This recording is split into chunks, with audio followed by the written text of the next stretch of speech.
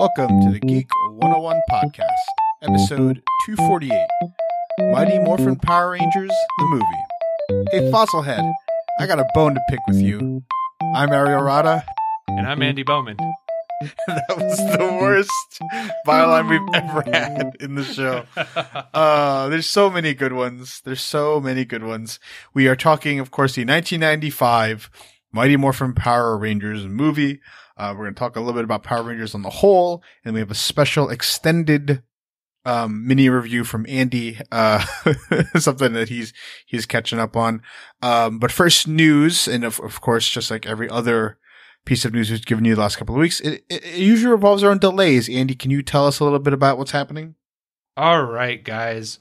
We've got delays out the wazoo now. Disney has finally caught up and accepted that problem is serious, and Black Widow will not be coming out on schedule. Black Widow is now taking up the Eternals spot in the beginning of November, and because of this, the entire MCU has pretty much been bumped one spot. Yeah, that's pretty crazy. I think, Andy, we discussed, I don't know if it was on air or off air, that the next movie that I'm expecting to watch in theaters was probably that Eternal spot in November.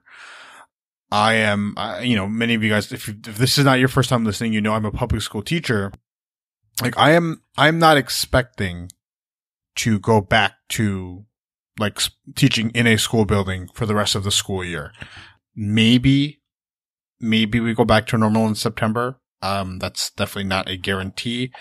But yeah, Disney's finally wisened up, and we'll be watching Black Widow in November instead of the Eternals. Right. One of the interesting effects of this, though, is so the Eternals got moved to February 12th, 2021, but ShangChi got moved to May 7th, 2021, taking the spot that used to be Doctor Strange in the Multiverse of Madness. That's a big deal. So that's the May 7th, 2021. May 7th. Okay. I'm really glad. It's a high profile spot. I hope the movie's good. I don't know what's happening in regards to their filming. So, we don't know if they'll be able to get it filmed. So it's exciting. I'm not holding my breath that it's actually going to happen. Right. At that time.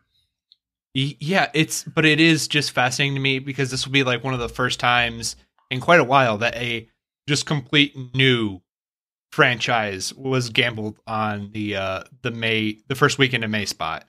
Yeah, because the last two times it's been the Avengers movies. Right. Well, I mean, you can even go before that. Like, it was Avengers before, then it was Guardians of the Galaxy 2.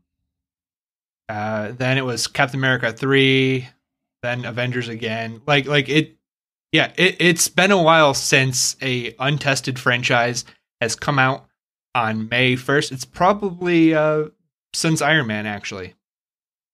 No, wait, Thor. Okay. But interesting. Disney is definitely following the trends now. I think it's, what is the thing? I forget what company is just kind of blindly saying that they're not going to adjust whatsoever, but maybe, but basically everybody, nobody is exempt from this. Right. What else we got, Andy? Well, there are a few other interesting things. Mulan has moved to the end of July, so Mulan is still being planned on coming out this year. I think that's kind of important. Oh, that's what it was. Mulan. I don't think people will be going to the movie in July. I don't think. Right. China is really hoping on opening up, and so maybe that's why. Yeah. And I believe there is a time period in the summer where no foreign films are allowed for like a month. So it's a big deal to get in right there at the end of the summer. Other than that, we have news that Artemis Fowl has finally bitten the dust. It will not receive a theatrical premiere. It will be straight to Disney Plus. Right. That's kind of a bummer because I was hoping to see whether or not I would feel inclined to walk out. Right. And I think, I also think part of the motivation behind this is actually if Disney wants to know if this is a hit. If this is a hit, they need to go ahead and film before he gets too old. I guarantee you it's not going to be a hit.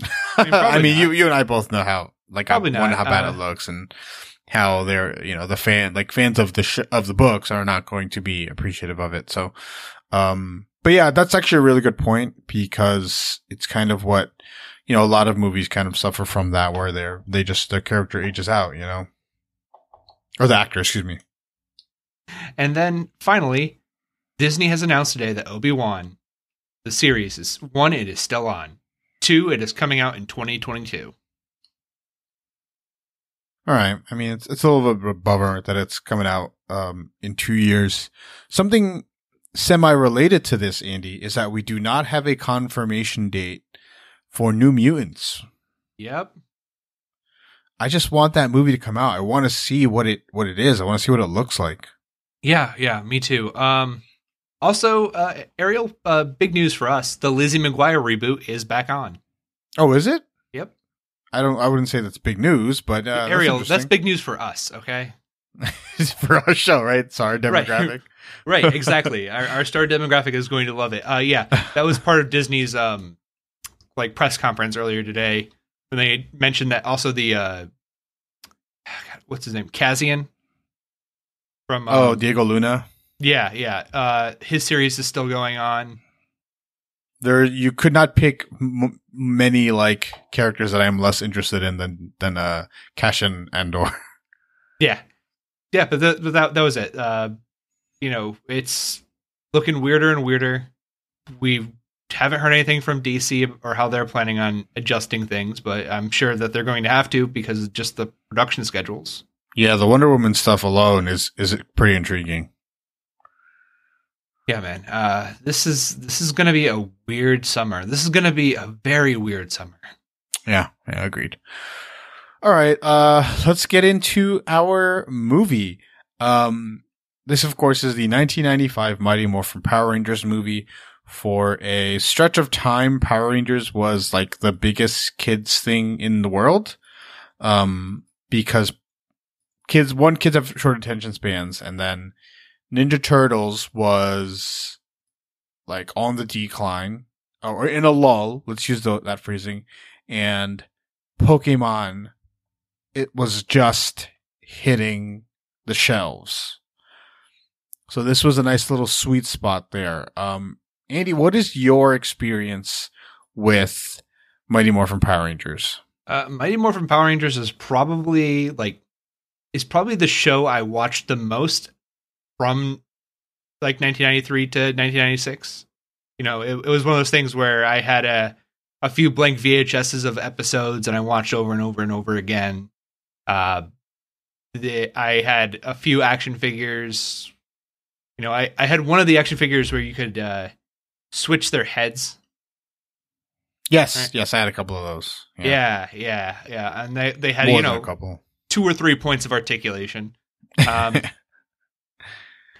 But for me, Power Rangers was really, really big. I was really into it. It was so cool. Giant robots. I wanted to make my own Zord.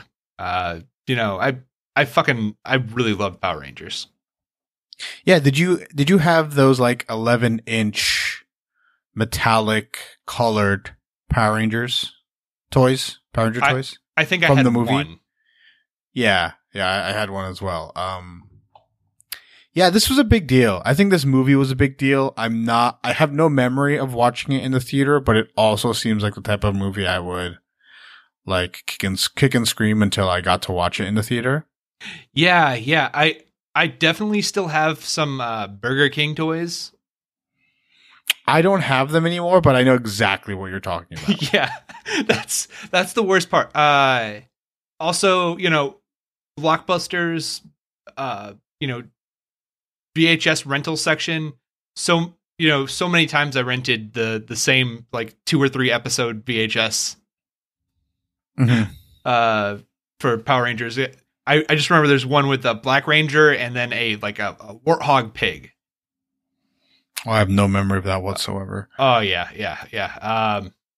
I just loved Power Rangers so much. I really don't remember if I was able to con my parents into going to take me to the theaters to see this, or maybe some other unfortunate parent had like a birthday party.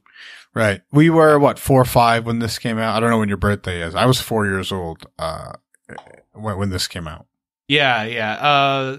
I would have been I probably just turned 5. Right. Okay. Heck, it might have been my birthday. Yeah. What was the last Power Ranger subset you remember being into? Okay, that's really easy for me. Power Rangers in Space. Yeah, me too. I think that is kind of the. Let's take a look really quick. When did Power Rangers in Space? Power Rangers in Space. Oops, I put Powers in Space and it gave me Space Force. It's not what I want at all. Power Rangers in Space came out 98. Okay. Yeah. Wow. So we burned out pretty quick, huh? Yeah. I mean, and also this is about the time when Pokemon started picking up real big.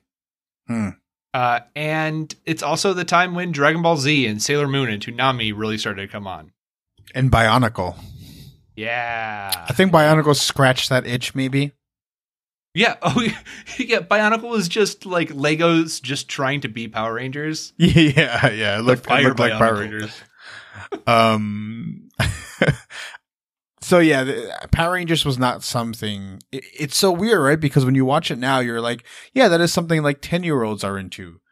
Mm-hmm. But in reality, if we look back, we were like 4, 5, 6, 7, and then by the time we're 8, 9 years old, I remember I felt, I was like, wow, I'm too big for this, you know?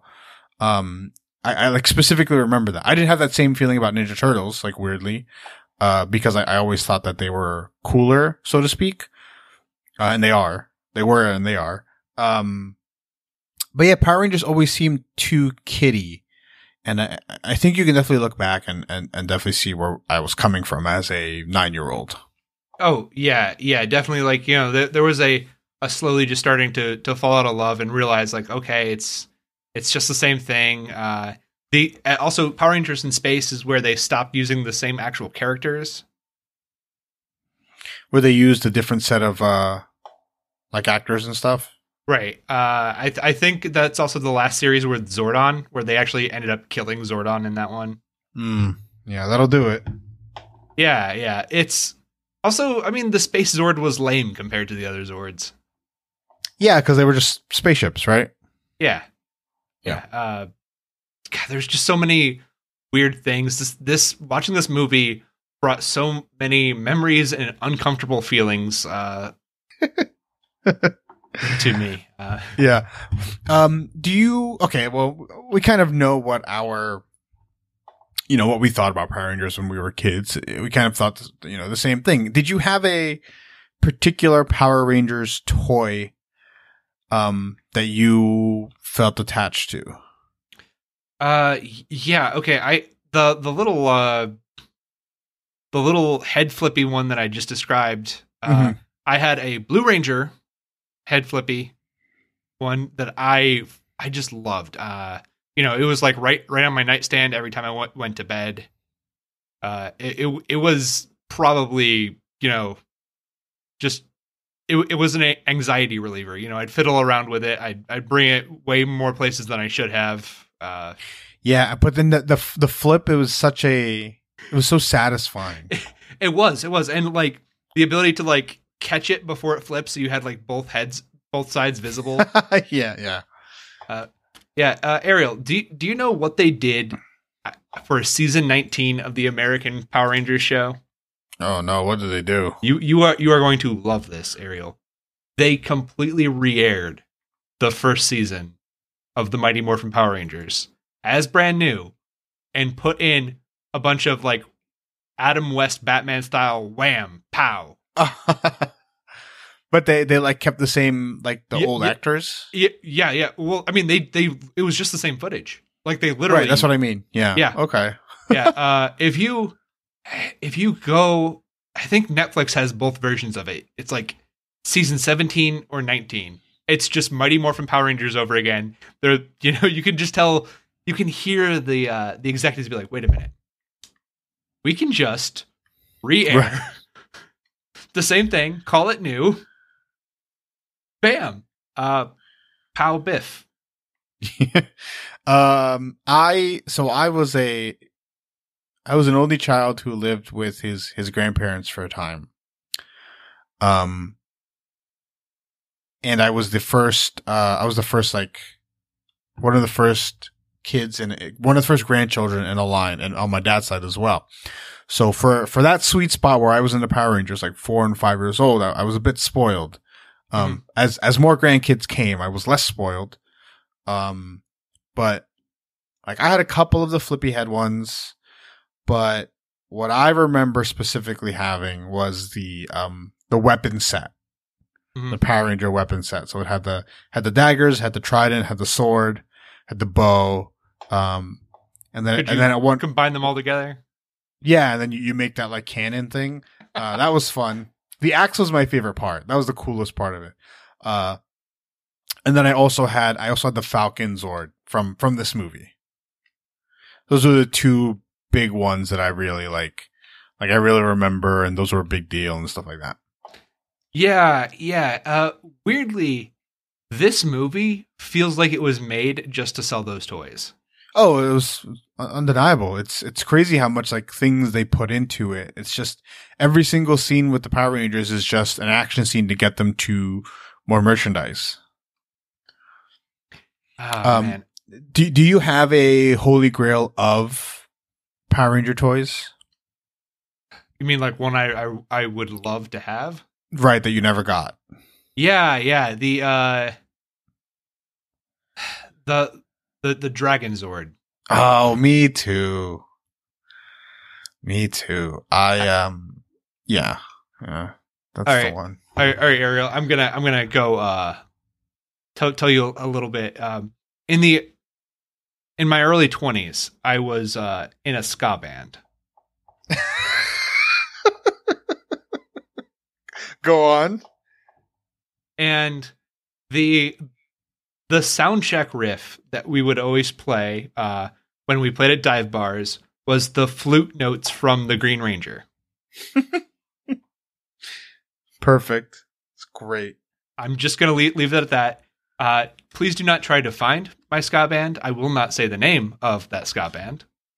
And I hope to God there's no more recordings. Yeah, so I was never a huge fan of the Green Ranger as a whole, or definitely not the White Ranger, but that sweet spot of the giant robot in the shape of a giant dragon, like it just hit all the markers. Right. Well, I mean, it was like Mecha Godzilla, right? And then he had the thumbs, they're the fingers that were missiles. Yes, so cool. The tail thing, and then later on, they got to morph in with the bigger Zord. It was great. Yeah, so good. And my roots in this are pretty apparent in my future love of entertainment. If you consider that Pacific Rim is my favorite movie of all time, it's basically an updated version of Power Rangers, right? Right. So, right. I mean, well, this is clearly your second favorite movie of all time. That's true. Yeah, this is first, Andy. This is first. Okay. Yeah. You gotta go with the original. But yeah. Yeah, the original is better than the remake. But yeah, the Dragon's Lord was mine too. I just, the worst part was there was a toy store on my block in Jersey City. And on my 5th birthday, right, or for the whole year, I had been eyeing that Dragon's Lord. And like on my 5th birthday, when I went to the toy store to finally get it, from my grandparents, after asking and asking and asking, they said, maybe for your birthday. We go to the toy store and the toy store had closed down. Oh. And and that ruined my life. 5 years old. Ariel, you can actually buy it for $123. It's not very responsible. I'll think about it. But yeah, let's talk about this movie, Andy. Okay. There are things to talk about in this movie. What is your overall impression on this movie, Mighty Morphin Power Rangers, the movie? Okay. It's not good. It is a little. I'm willing to be more forgiving of it. Well, actually, I should be less forgiving because Teenage Mutant Ninja Turtles was so much better. It's crazy, right? How much better it is. Yeah. It's insane. It still hits a soft spot for me. While Ariel, there are a few very small plot holes. We won't talk about those. The wire work is just so good, Ariel. the flawless wire work, and I used to think that these movie costumes that they had, like in my mind, the movie costumes were shinier and higher quality than the show costumes. Okay. Then I saw it last night. They look like the cheapest. Dude, have you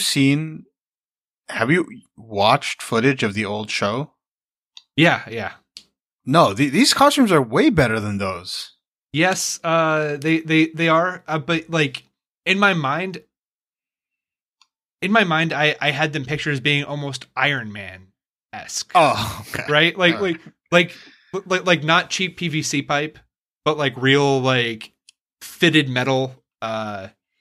And that is just not the case. These are these are shiny, but the shininess is not from a metallic sheen. It is from a PVC coloring. Yeah, it's like a plastic gloss, like paint gloss is what it is.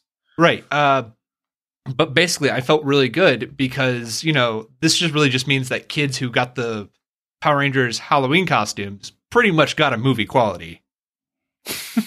Retrospective, right? Movie quality. Yeah. So on rewatch, right? Obviously, I knew it was going to be a bad movie. I had no kind of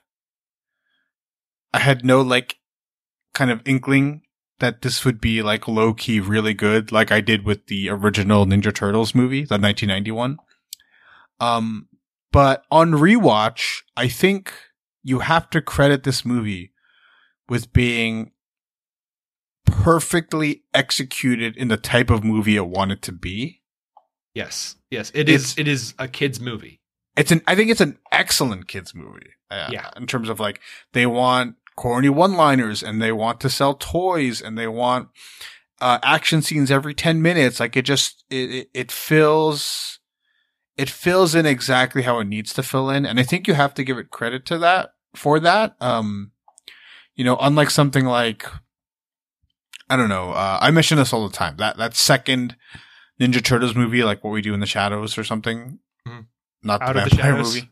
Out of the Shadows. The vampire. Like that movie is horrendous and a bad kids movie. And I think this one is it's horrendous and a good kids movie. Yes. Yeah. For one thing, there's a lot of great comedy, in this, and there's, Paul Freeman, who plays Ivan Ooze, which I can only describe as if Emperor Palpatine was trying to play Freddy Krueger. But more like, there's more, I don't even know. There's more like pop culture references. Like, oh, yeah. And keep in mind, he's supposed to be a guy who's been asleep for 6,000 years. That's right. And and the first thing he says is the things I missed. The Renaissance. The Black Plague. The Brady Bunch reunion. I was like, what? So I wrote that in my notes. Do bad guys watch television? Because all they do is like cliches and stuff. And clearly they do. They have to. It's fascinating. This is a fascinating show. Our movie. And the ability of this movie to just have like Lord Zed go, I am Lord Zed, enemy of all that is good and decent. That's how you know, right? That's just like, oh, it's just a kids movie. You like when they say things like that, you can't really take it too seriously. Right. And that or the Ivan Ooze just deciding to say, okay, you know what? I'm just going to make all the parents do this. Like, it is such a kids movie, right? Who are the people that kind of annoy us and would be better if they weren't there? You know, this was pretty much mimicked in the Jimmy Neutron movie later on. Yes. It's very effective. It's a very effective movie. It's so relatable to kids in a weird, like, not even in a weird way. It's just so relatable to kids. You can't fault the filmmakers for being so heavy-handed in that, I think is the right probably phrasing for that. So right. It's also pretty well paced, actually. It's paced like an effective comedy. Yeah. And where, you know, an effective 90s comedy, like a Jim Carrey movie where you're just like, plot filler, Jim Carrey does something funny. Plot filler, Jim Carrey does something funny, right? You just have to let him work. And, you know, in this movie, you just got to let the kids work, you know, let the Power Rangers work, let them do their Power Ranger things. Right. And there's little things like they just yell the names of their attacks and just straight up just do them. There's no need to explain. Any kid who's watching this is already sold on Power Rangers. They know that. Yeah. And I think that's like a Japanese thing too. Cause that's prevalent in every major anime. Yeah. Yeah. I'm just thinking there are these great little like action jokes, like, early on in the fight in the construction center. Where, by the way, I'm pretty sure Ariel, they were building a Krispy Kreme there. Just deep cut. Just saying. But there's one where Kimberly, the Pink Ranger, is doing flips backwards, and then the Blue Ranger is coming right behind you. right, and they're like sped up too. It's so good. The Foley artists, also the sound crew, had so much fun with this movie. They had to have. They did. It's a fun, like you can tell, except for maybe the cast, right? Like some people had a lot of fun making this, but the cast maybe not.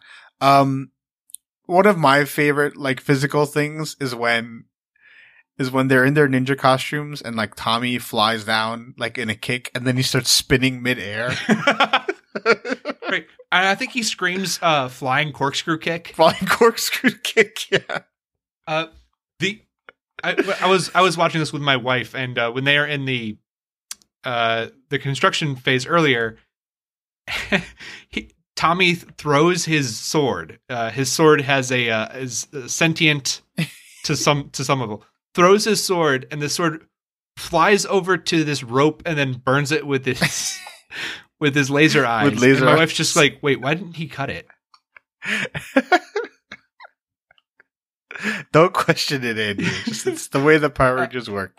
Right. But also this movie bringing in Rita Repulsa and Goldar and Lord Zed, having them there, and it's like it's such a fan servicey kids movie. Yes. Yeah. It actually seems to take time out of the day to make sure that the kids are getting what they want. Like Zed and Rita, because they're not just Asian people in costumes. They've redone these costumes. They look good. Yeah. I agree with you there. I think there's a lot of care put into this movie to make it really work for kids, and in a way that like that's not always done today. I think they definitely figured out like how does their attention span work? what are they going to be intrigued by, like psychologically? Oh, no parents around, playing with this weird ooze, and oh, it's free. You know, there's so much, right? Like,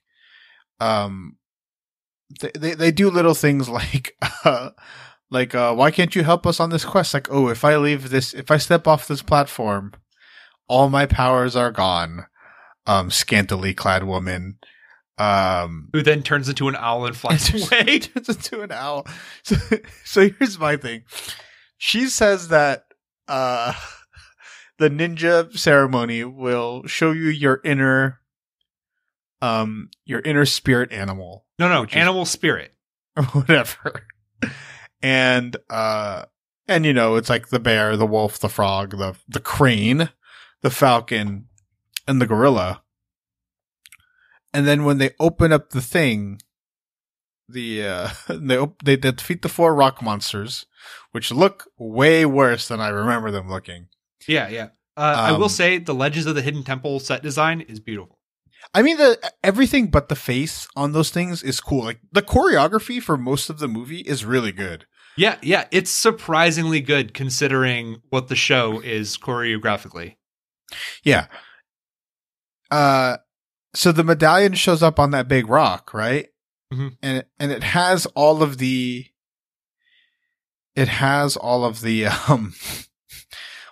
their animal spirits on that medallion. But like, is it just like destiny that they're the ones who unlock it? And it's destiny that their animal spirits happen to be the animal spirits that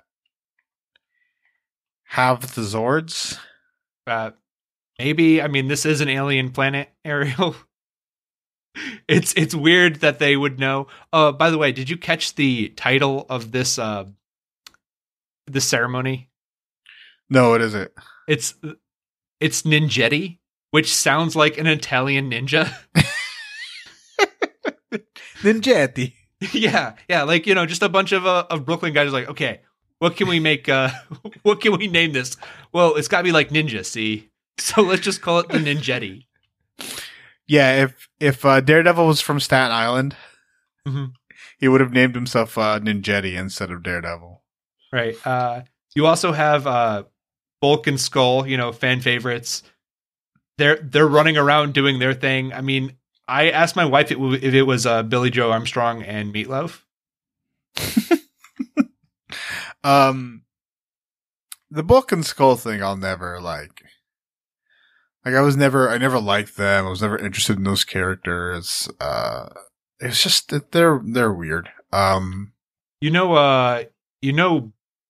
Bulk ended up becoming a Power Ranger in like, the Super Samurai series. Oh, really? That's weird. Yeah. That actor, Bulk. Yep. Weird. You know, I those are 2 actors I feel bad for because like I like looked them up, and Paul Schreier is like a Shakespearean actor. Oh no! But I mean, by the end, I hope they got paid. You know. Yes. But yeah, it's just really, really funny that Bulk ended up being in the 2011 and 2012 season. One of the major Power Rangers, weirdly enough. All right. What are the other takeaways from this movie, Andy? Oh, okay. If you're using alien Zords, there will be, in English, break in case of emergency. No, Andy, what you need to take away is that the break in case of emergency special move that is needed to defeat Ivan Ooze.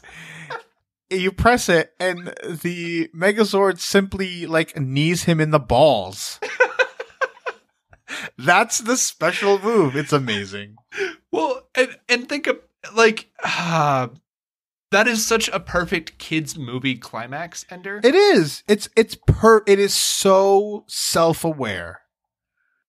If you need to sell things to kids, just rhyme. Yeah, it works perfectly. I I think Ivan Ooze is a very effective villain. I think it was a big deal to see Zordon's body. I don't know if you remember that. Oh yeah. I mean, that was huge. It was weird, so weird. You're like, Zordon's a person? Like, it was, you know? Yeah, I now we know he's was Bryan Cranston, but man, that movie had some really good parts to it. it had ideas. It didn't execute those ideas, I don't think, but I think it had some ideas. I mean, the Krispy Kreme man. Stupid. So in regards to both this and the show and the movie, right? I think that the Power Rangers universe weirdly would be a lot better if it took the story more seriously. If they decided that, hey, we want to focus on lore and the history of the Power Rangers and you know their widespread impact on the galaxy and Zordon, like they tell you and they hint at you and they do these things every now and then, but never do they commit to telling a like story about the lore. I don't know if they do that in the comic because I tried reading that first volume and it's like very old school Power Rangers in its feeling. You know, so I wasn't really all that interested. I was hoping for more, not adult, but like young adult / like take the lore seriously, take the story seriously. And they don't quite. But like, if you remember in the Power Rangers movie that came out, was it 2 years ago? They hint at that Zordon and Rita and a bunch of like their former Power Rangers. That's fascinating to me. Like, that's cool. That's how you get people my age and your age and, you know, people who aren't just obsessed with Power Rangers. That's how you get us back into it, by giving us something to be interested in, instead of just, teenagers with attitude. Right. I will say, Ariel, I mentioned to you, because I have Xbox Games Pass, they just added Power Rangers Battle for the Grid, which is a fighting game. Uh-huh. And Lord Zed is one of the fighting game characters.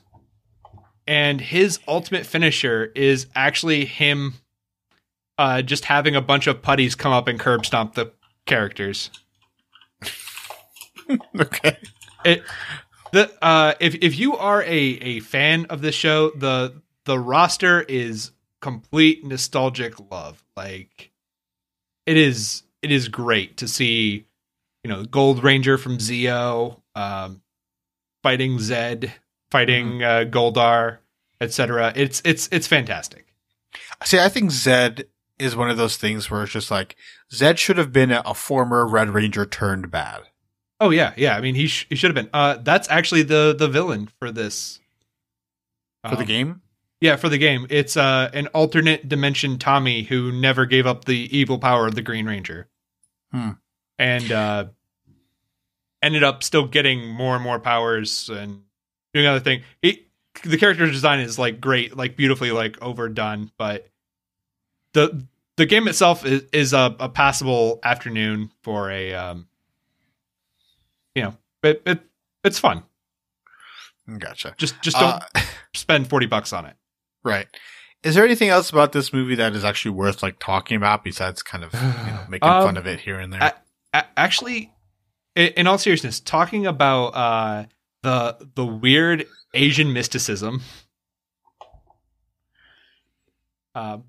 it made me deeply uncomfortable that they're just wearing ninja garb. Oh yeah, that was bad. You know, the entire idea of the ninja spirits, you know, it was just awkward, dude. It was weird. And then I really wanted to watch either Beast Wars Transformers or Reboot after. Here's a weird little nitpicky type thing. Mm-hmm. Shouldn't the wolf have been the Black Ranger and the frog be the Blue Ranger? Yes. Yes. Yeah. But kids pay attention to that kind of stuff, and if it didn't match, they would have been very upset. What do you mean? They should have been, but because these were based on the show, which was based on the Japanese version, like if they just switched them, it would have made a lot more sense. Right. Yeah, I mean, I only say that in regards to who, like the actors playing them, and not. The act. Yeah. Because the wolf is more playful. Yeah. My idea of a wolf is way more playful than my idea of a frog. Yeah, and Billy the Blue Ranger was always kind of like that outcast with who wasn't always like confident and blah blah blah, like that fits like the frog and what she does, and it was like, oh, the frog turns into a prince. She doesn't even give the frog descriptive.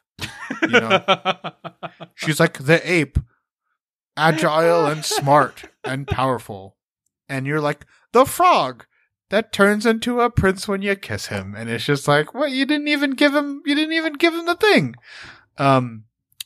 My number one takeaway from this movie, Andy, is that Amy Jo Johnson is beautiful.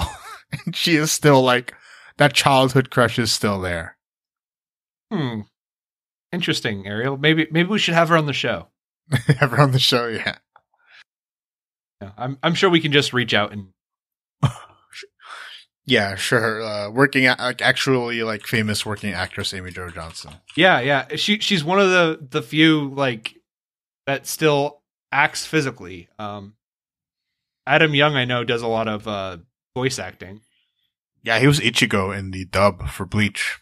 Right. God, which one played Vash the Stampede? I don't know. I gotta look this up and try again. I know it was a Power Ranger.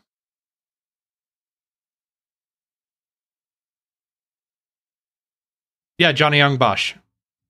Yeah, well, he's like most of the voice acting there. Anything else? Any takeaways from Mighty Morphin Power Rangers, the movie? You know what? Sometimes things that you remembered as a kid aren't as bad as you'll fear that they will be. Okay.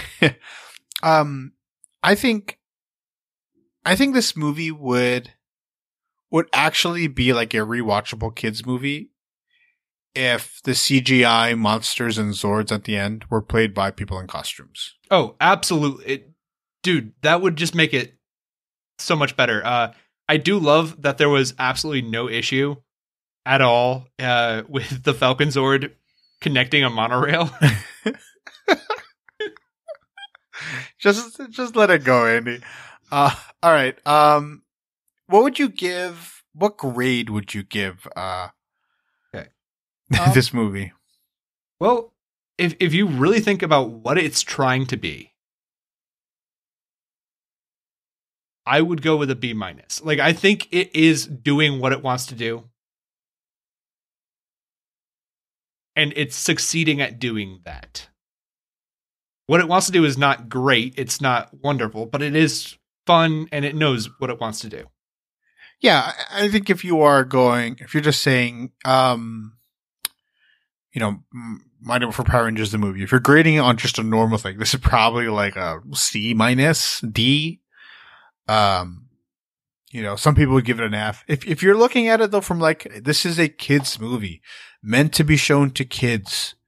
It makes money in regards to like kids will watch it. And then yeah, it's like a C+, it's like a C+, B-. In terms of like pure kids movie, I think it's probably like an A in terms of entertaining kids. Or if you had a rubric on like how well did it accomplish its goal, like it's an AA+. Obviously we're not just grading on that. So, but yeah, it is very effective. It's not a good movie. But it knows what it wants to be and it does that well. So we got to give some credit. So I'll go B on it. Okay. Well, Ariel, because I was kind of enjoying this, I decided to watch the prequel to this movie. And tell the audience what you think the prequel to the movie is. I still insist that the prequel is Teenage Mutant Ninja Turtles 2, Secret of the Ooze. Okay. All right. What did... And we know it's canon. The Turtles and the Power Rangers interact. They do. At several points. Comics, shows, yeah. What are your thoughts on Secret of the Ooze? Everything that was kind of magical about the original is gone. Yeah, it's not good. It's like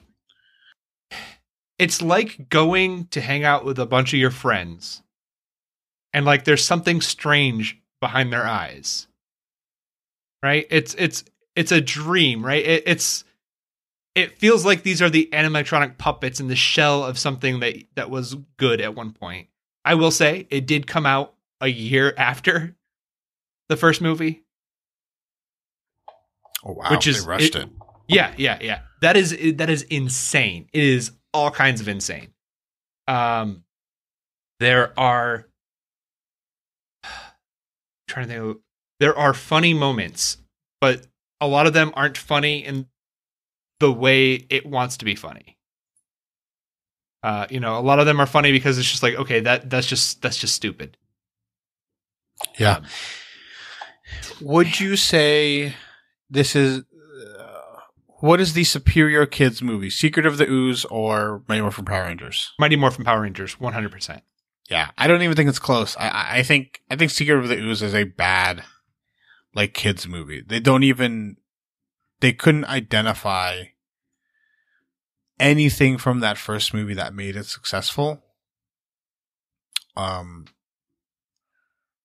It's not good. It's got funny moments like you said that like are kind of funny only in memory. There's this the opening scene I think is probably one of the funniest things because it shows all these different people in New York City and they're all eating cheese pizza. Right? Like there is a couple on a romantic date, they're kissing, they're sitting on a fountain, and then they both reach over and pull out a slice of cheese pizza for each of them. Yeah, they just think that they ramped up everything from the cartoon like to 11 and then put it in a live action movie. Right. And also if the original movie really was timeless in a way, this movie is just complete 90s. Like it's just so weird. It like embraces all the 90s isms, like, Vanilla Ice doing a rap. Yeah. So much about TMNT 1 feels timeless, and then this does not. Plus, the action scenes aren't nearly as good. I don't know why. They just aren't. And you want to know why? There was a report or something that parents did not like the turtles using their weapons in fight scenes. Okay. So when you watch it, they almost never use them at all. Right. Also, ruins it. Also, the two mutants that they're fighting, Toka and Razor, they are babies. Like mentally, they are children. They make a point of this, and then the turtles beat the crap out of them. Oh man, it's not good. Right. It's terrible. But as a new shellhead, I'm going to give one of the other movies a chance. I don't know if I'm gonna bother with 3. It'll either be the animated movie that came out in 2007. Maybe Ariel, I will watch Batman versus the Teenage Mutant Ninja Turtles. I mean, the comic, I haven't watched it. The comic's fine. Have you seen, what am I thinking? Have you seen the Michael Bay produced one yet? I've seen the first Michael Bay produced one. That I saw back in theaters. I don't want to talk about that. No, it was ridiculous. Yeah. But I will see Out of the Shadows. I will go to see the last one, and I will also give one of the new shows a shot. The new show got called out in this week's episode of Brooklyn Nine-Nine, which was really funny to me. Okay. Really funny. All right, let's get on to our homework. What would you grade Secret of the Ooze, by the way? Oh, it's a D. Hey, at least Ernie Reyes Jr. got to be out of the costume. Yeah, out of the costume. We should watch The Rundown. Have you ever seen that, Andy? The Dwayne Johnson movie? Yeah. Oh, yeah. Yeah, Ernie Reyes Jr. is in that. Where he plays this Portuguese like fighter, like knuckle boxer, and beats up The Rock for a little bit. All right, let's do our homework, Andy. Do we know what we're talking about next week, or it doesn't really matter? We have all the time in the world. Ariel, I think we should do something new next week. We've done a few retros. Okay, let's take a look at that Amazon show. What is it? Tales from the Loop? Tales from the Loop. Let's do Tales from the Loop and should you watch on Tales from the Loop? Yeah. I want to do something that I'm not going in with other expectations because it's from the 90s or something. Yeah. All right. Let's do homework, Andy. What's your homework for this week? Okay, my homework for this week. I have been playing a small little game by the name of Celeste. It is available on all major platforms. It's a very difficult, very fun platformer. If you are the kind of person who likes very difficult video games, you like the experience of doing that, it's very good. If you are not the kind of person who likes difficult video games, it actually has unbelievable accessibility options. You can make it as easy as you want it to be. And part of the reason why this is great is the overall story of Celeste is focused on overcoming depression and anxiety and defeating your inner demons. It is a beautiful game. I've just really been enjoying revisiting it and just kind of using that as my escape from my day-to-day life and the day-to-day anxieties we're all going through right now. Yeah. I have a game also to recommend that I've been playing that I just bought today because my cousin recommended it. It's called House Flipper.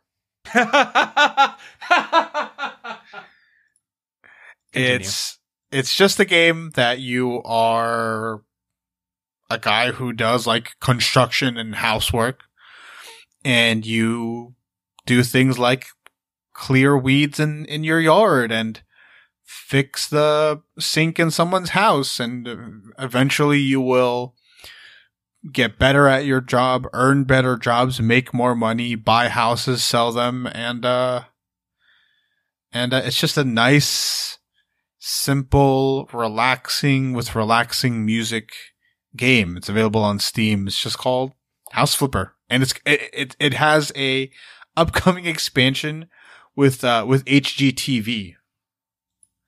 So they've teamed up with HGTV to do an expansion, so that's going to be fascinating. Yeah. That game is it's one of those games like you're like, well, that's a stupid thing for a game, and then 5 hours later you're still playing it. That's exactly what it is. All right, that's our homework for this week. Andy, where can people find you online? You can find me online on Twitter and Letterboxd at Hebrews Pale Ale. All right, you can find me at Dread Pirate Rod. You can find us at Geek 101 Podcast on Twitter and Facebook and Patreon. Email us geek101pod@gmail.com. That's the way out for today. Class dismissed.